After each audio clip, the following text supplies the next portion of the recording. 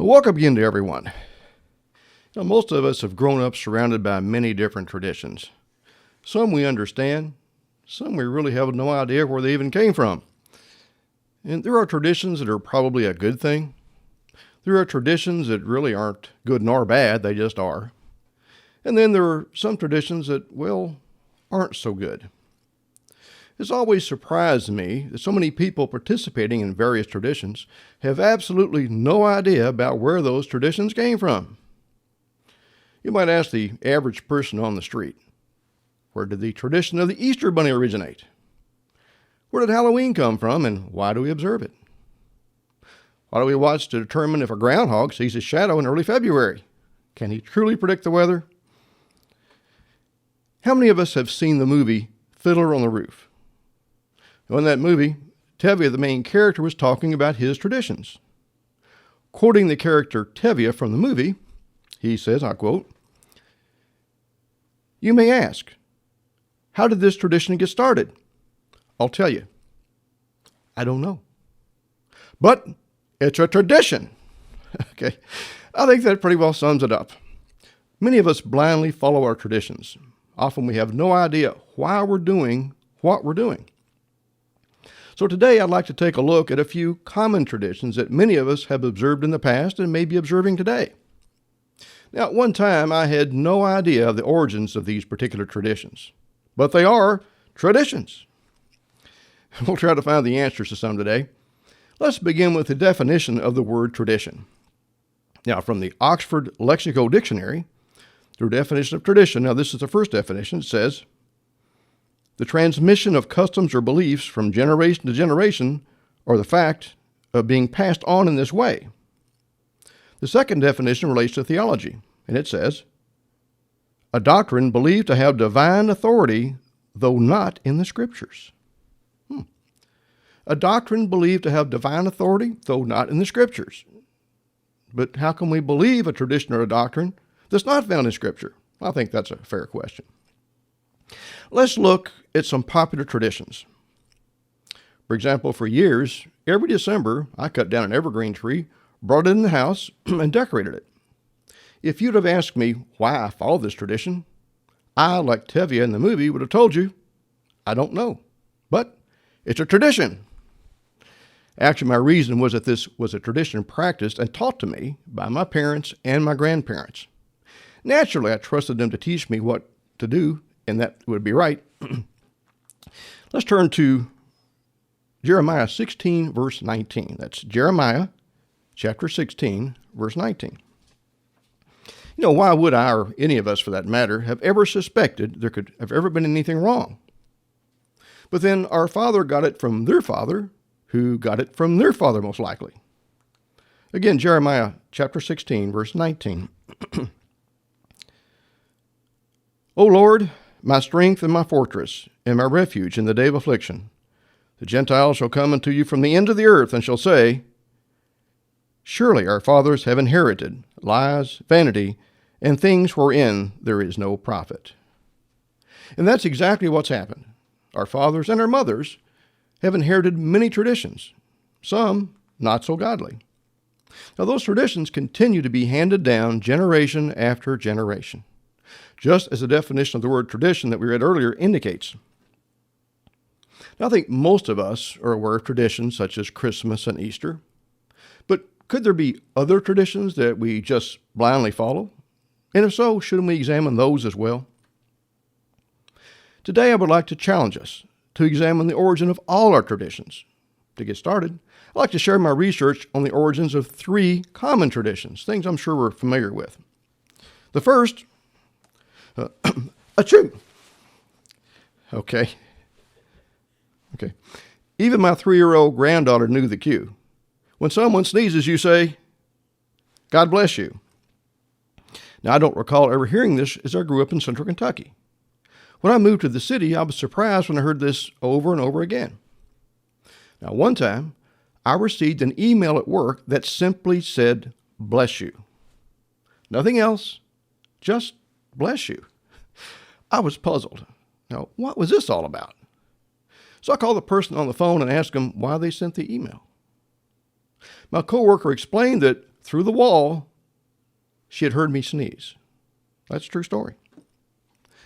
But how did this tradition get started? Well, I don't know, but it's a tradition. I had to find out where this tradition came from. I learned that in ancient times, people believed that a sneeze was an attempt by the person to expel a demon. Some believed that if the demon was expelled, blessing the person might help prevent the demon from re-entering the body. And then some believed that a sneeze could expel a person's soul, if you will, from their body. That is, their immortal soul. Those people would need to be blessed. Now, in 590 AD, there was an outbreak of the bubonic plague near Rome.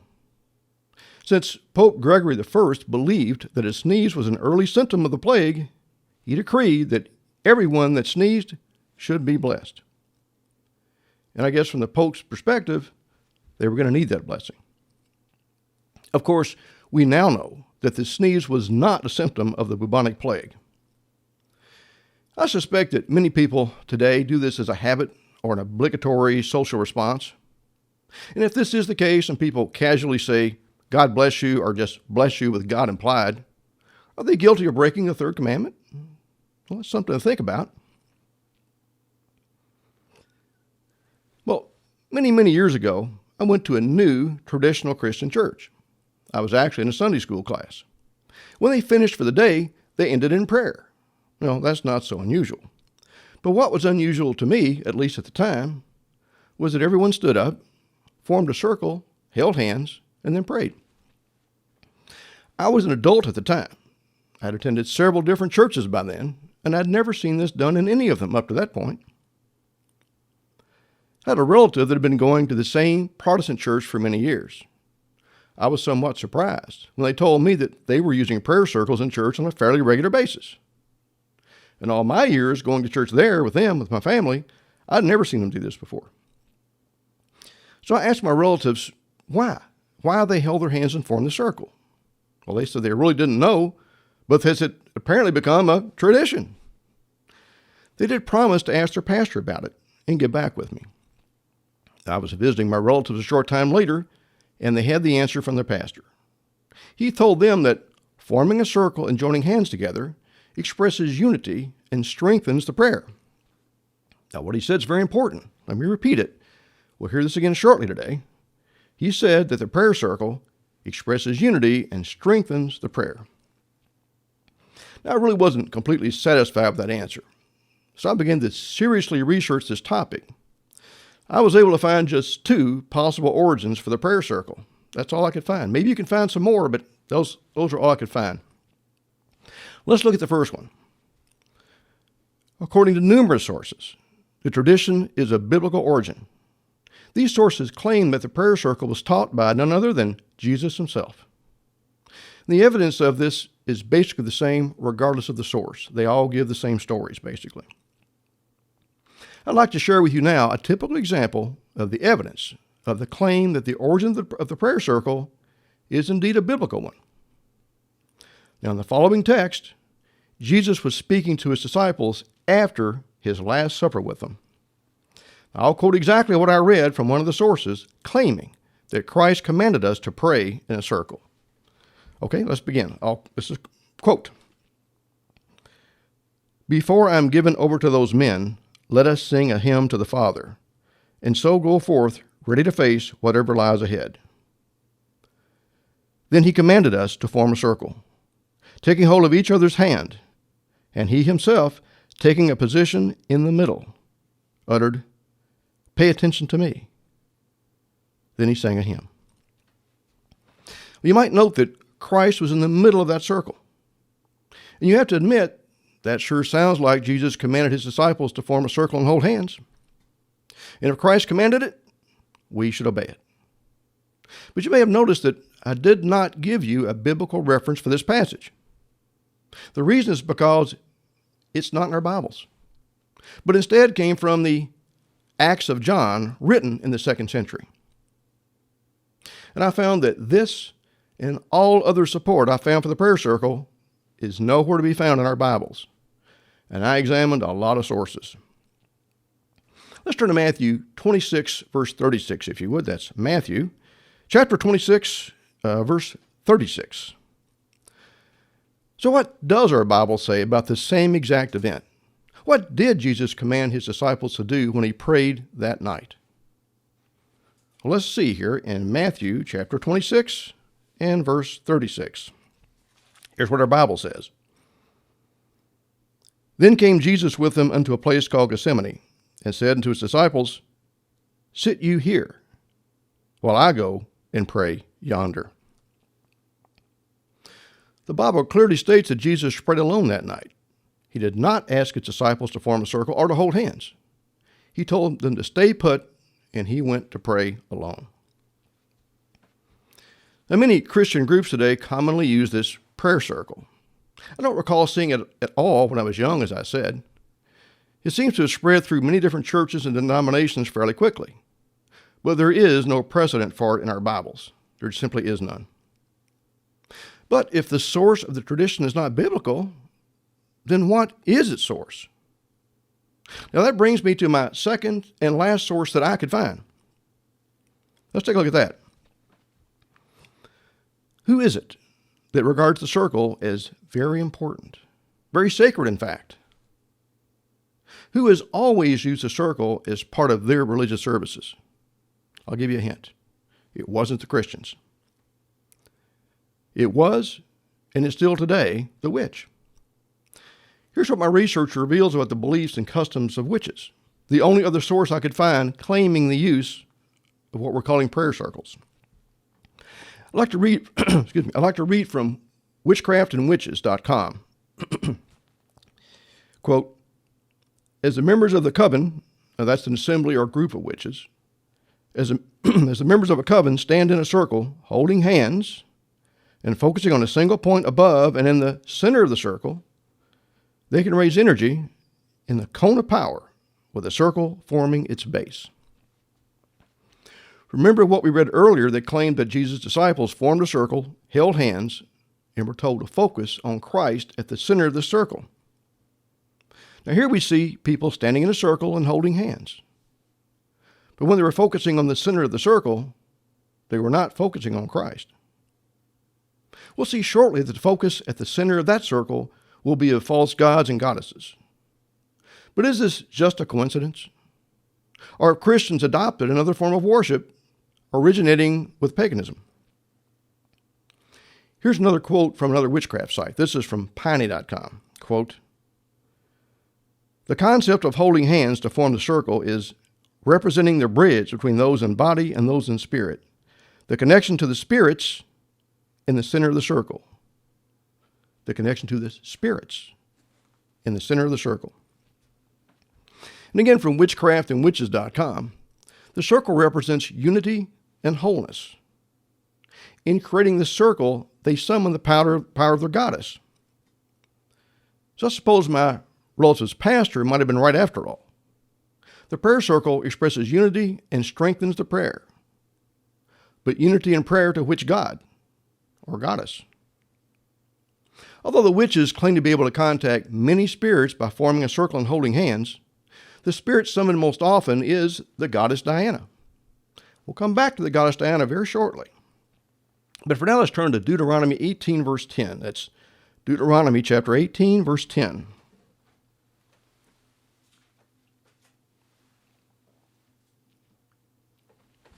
And of course, witches can summon many other entities or spirits through their circles. There's a long list of goddesses and gods, as well as other spirits that can be contacted, but their method of contact is always the same. Standing in a circle, holding hands. Again, Deuteronomy 18, verse 10. There shall not be among you any one that makes his son or his daughter to pass through the fire, or that uses divination, or an observer of times, or an enchanter, or a witch. I believe this passage speaks for itself. Matthew 6, verse 6. That's Matthew chapter 6 and verse 6. Is there a place in the Bible where we can find instruction on the correct way to pray? Again, that's Matthew 6, verse 6.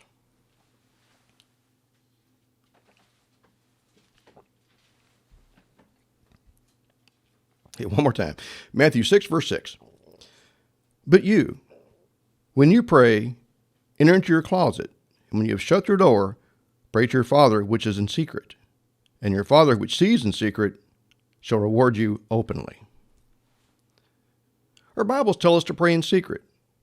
Nowhere do they tell us to form a circle and hold hands. Now, one of the most puzzling traditions for me of all time probably was that of the children's birthday party. Now, this used to drive me crazy when I was young. Where did the traditions of the typical children's birthday party come from? What was the purpose of all those noisemakers? Most of the children wore these pointed hats, if you recall. I don't know about your area, but in Kentucky, the birthday person is often spanked, pinched, or they might get a hard punch to the shoulder. Now, that spanking, pinch, or hit to the shoulder hurt. Those birthday party guests weren't fooling around. They would hurt you. But why? Why would your friends that were invited to your party want to hurt you? And what do all these things have to do with the person's birthday anyway? Did I miss anything? Well, of course, no children's birthday party is complete without a birthday cake with candles on top. The candle's lit and the top of the cake all ablaze. The cake is then placed on a table directly in front of the birthday person. Now, what is that birthday person expected to do with the cake and the burning candles? Who knows? More importantly, who knows why? Those of you who have been to a few birthday parties, see if I describe this ritual correctly.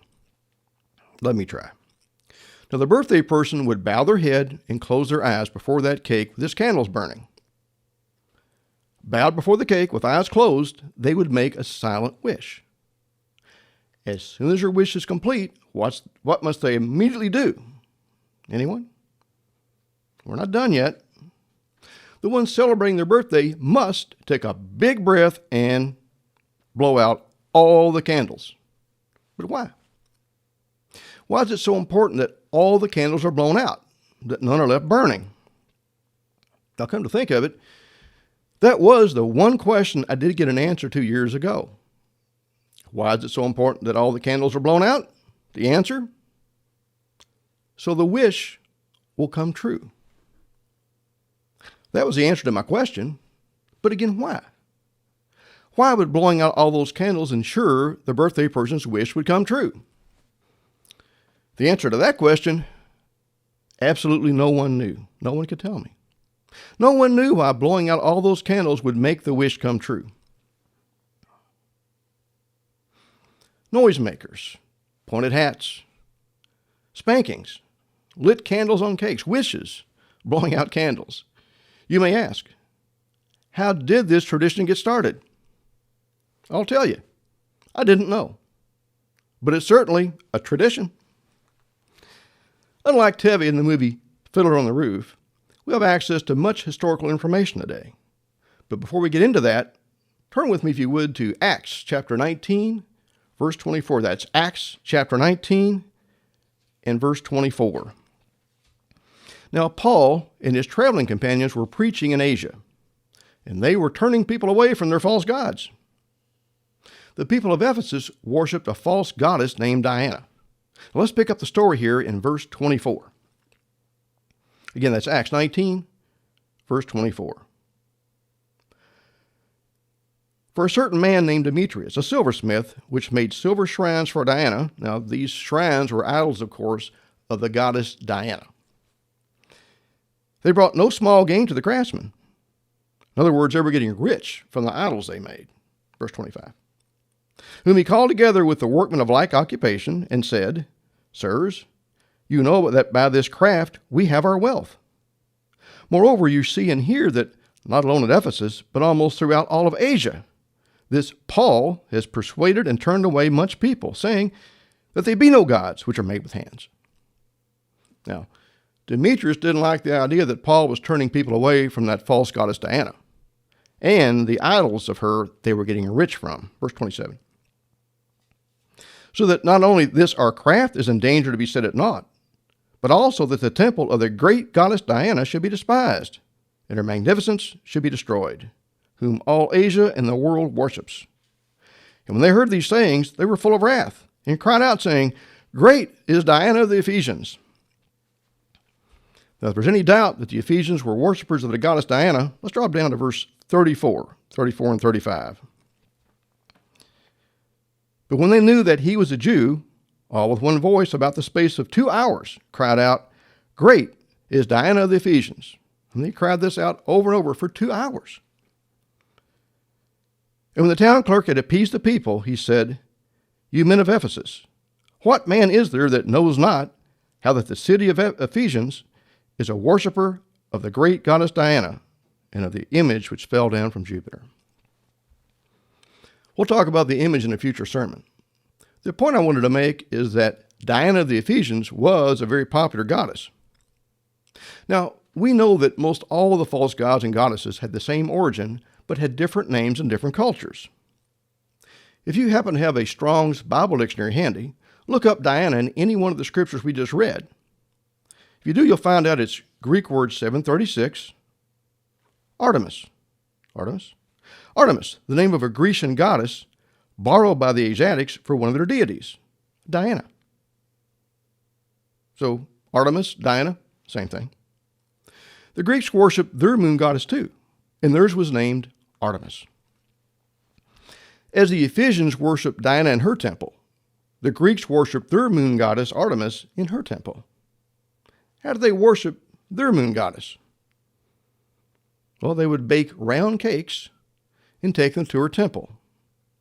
Then they would light candles on top of these cakes. Now, why did they do this?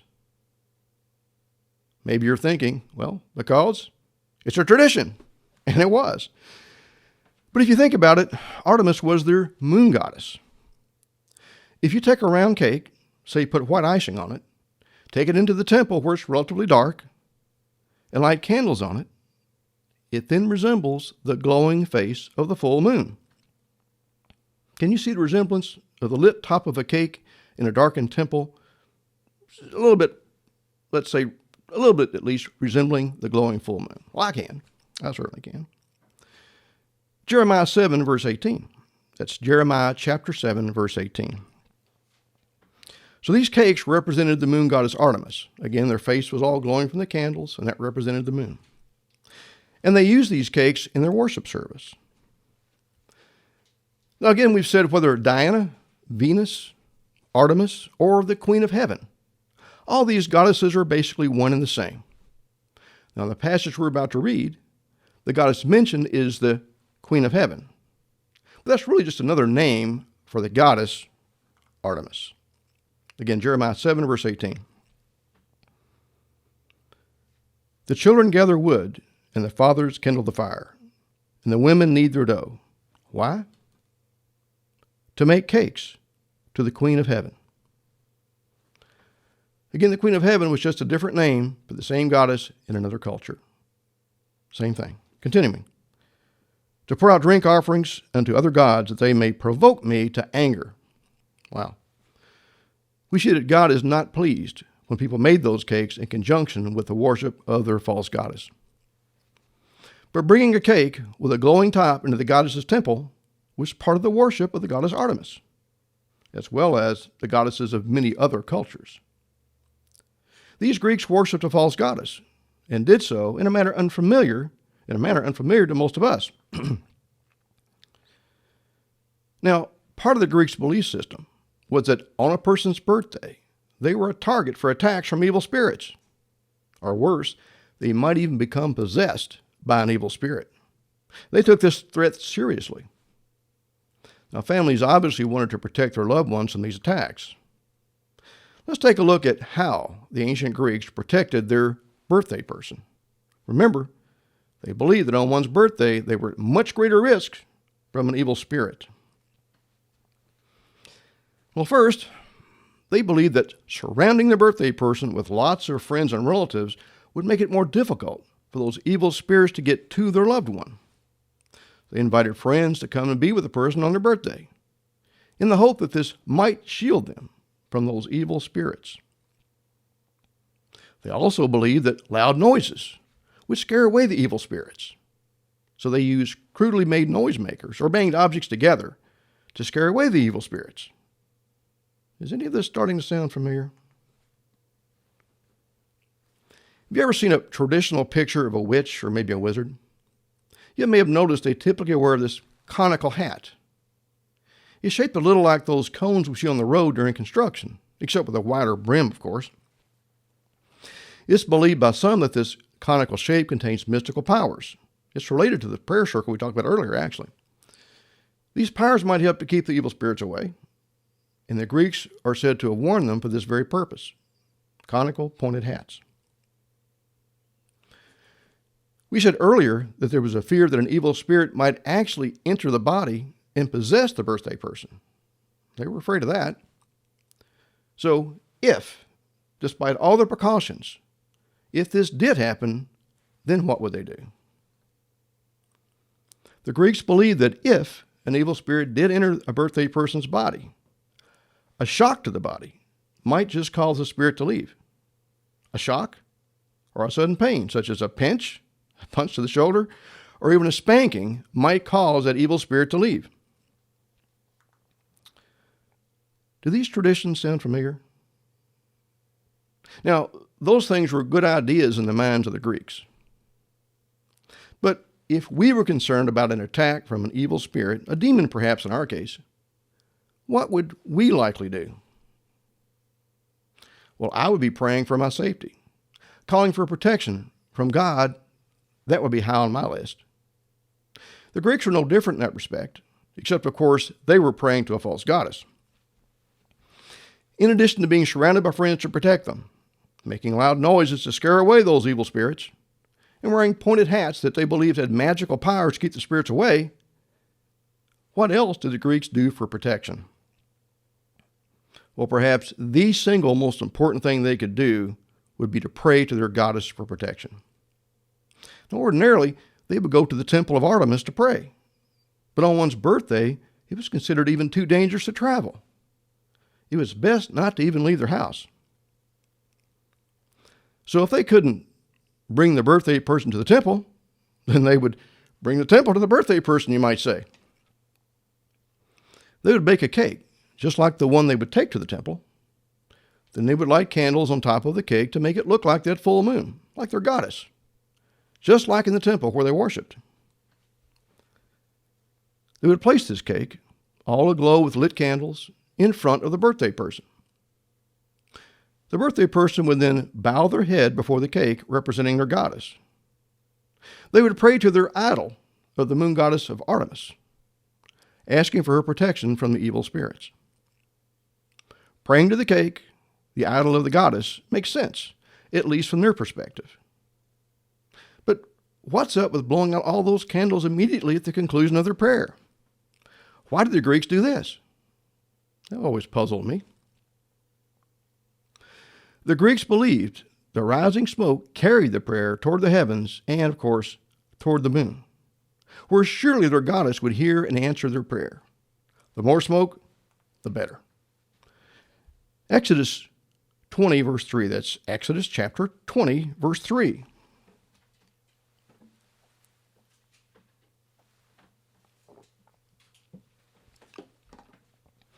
The more candles were blown out, the more smoke was produced. The more rising smoke produced, the better the chance that their prayer would be carried upward all the way to their moon goddess. So the ancient Greeks placed an idol before the birthday person. Then they would bow their head toward the cake and pray to it. Again, Exodus 20, verse 3. This is, of course, the beginning of the Ten Commandments. You shall have no other gods before me. You shall not make unto yourself any graven image or any likeness of anything that is in heaven above. The word heaven here is speaking of the sky. The moon is certainly a thing in heaven above or in the sky above. And the Greeks certainly worshiped the image or the likeness of the moon. Again, verse 4. You shall not make unto yourself any graven image or any likeness of anything that is in heaven above or that is in the earth beneath or that is in the water under the earth. You shall not bow down to them nor serve them. Those ancient Greeks certainly did bow down to their idols, whether inside the temple of Artemis or elsewhere. I believe most of us have been to birthday parties, especially as children. and most likely participated in the traditions we just looked at. I suspect many of us asked why we were doing what we did. But I doubt that many of us ever received an answer. And in most cases, we just followed along because it was a tradition. Of course. So is this just harmless fun? Does it matter if we participate in these pagan rituals as long as we're just doing it for the enjoyment? As long as our intentions are just to be entertained? If we bow our head down toward the cake and make a wish, what's that about? How will our wish be granted? Who will grant that wish? Artemis? The subject of the idol? When I was young, I was never taught that my birthday wish was a prayer to the true God. It was just a wish. I've heard that some wish upon a star. Does anyone know where that tradition came from? Well, pagans believed, and many still do, that the stars are actually gods themselves. When we wish upon a star, we're praying to that god, whichever star we happen to be praying to. That's where the idea of horoscopes and astrology comes from, that the stars are actually gods and that they influence our daily lives.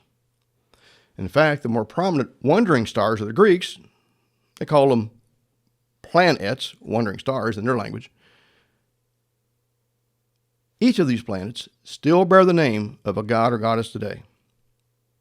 Mercury, Venus, Mars, Jupiter, Saturn, Uranus, Neptune, they're all names of false gods. Even Pluto, although Pluto was discovered much later with the aid of a telescope, it too was named after a pagan god, of course.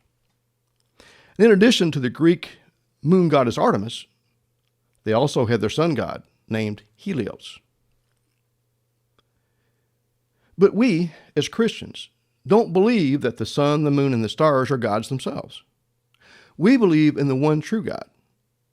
So the question is, why do true Christians still observe the pagan rituals that they don't even believe in? Why? The only thing I can think of is because it's a tradition. I was asked that if our birthday, excuse me, I was asked that if it was our birthday, should we avoid eating cake that day? If it is our birthday, should we avoid cake? No.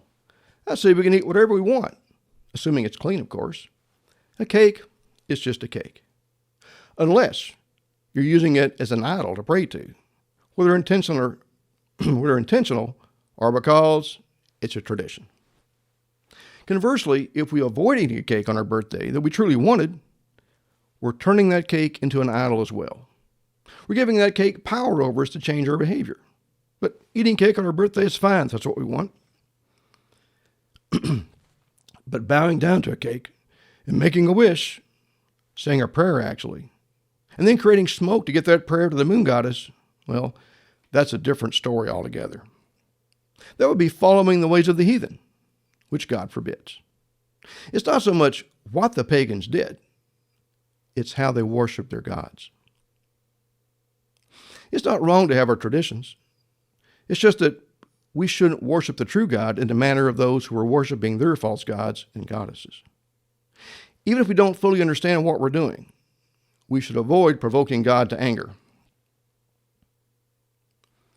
Traditions are things that are taught from generation to generation. They've been inherited from our parents and they from their parents. Often we have no idea as to their origin. Like Tevye in Fiddler on the Roof, many of us, myself included, have blindly followed these traditions because we were taught to do so as we grew up. We indeed have many traditions today. Unfortunately, many actually come from the worship of false gods. Most people go through life never questioning what they do, what the meaning behind their traditions really are. Some traditions are just fine, while others may not be. Despite claims by numerous Christian groups that prayer circles have biblical support, we find there is no biblical support for them. The idea that we need to have some sort of ritual to pray or to make our prayers more effective appears contrary to both the actions of Jesus and his instructions for how we're to pray. We saw that the ritual performed at many birthday parties today originated with the worship of an idol, specifically a cake where its extinguished candles carried a prayer to a false goddess. Performing a ritual we don't understand can be dangerous. What are those actions communicating to others? What are our actions communicating to other people? And more importantly, what are we communicating to God? Turn with me, if you would, to 1 Thessalonians 5, verse 21, one of my favorite verses in all the Bible. Again, that's 1 Thessalonians 5, verse 21. We'll be reading verses 21 and 22 to conclude today. Let us all follow the true God. Let us turn away from our idols of false worship, just as Paul turned away the worshipers of the goddess Artemis in Ephesus and throughout all Asia. Let's keep God's commandments, including not to learn the ways of the heathen. Let's not bow to idols, nor teach our children to do so. Let's be that peculiar people that God considers his treasure. Let's worship our Creator only in spirit and in truth. Let's end today with some advice, some really good advice from Paul. Again, 1 Thessalonians 5, verse 21. Prove all things. Hold fast that which is good. Abstain from all appearance of evil.